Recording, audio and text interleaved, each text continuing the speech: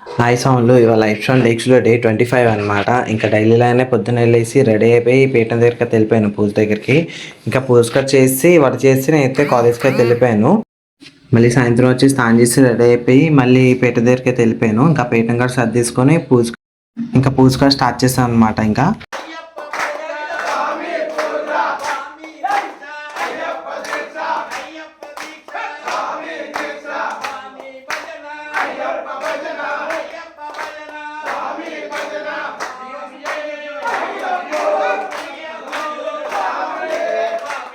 ఇంకా పూజ అయిపోయాక మా పీట వెనకాల భజన ఉంటే భజనకే తెలిపాము అందరం.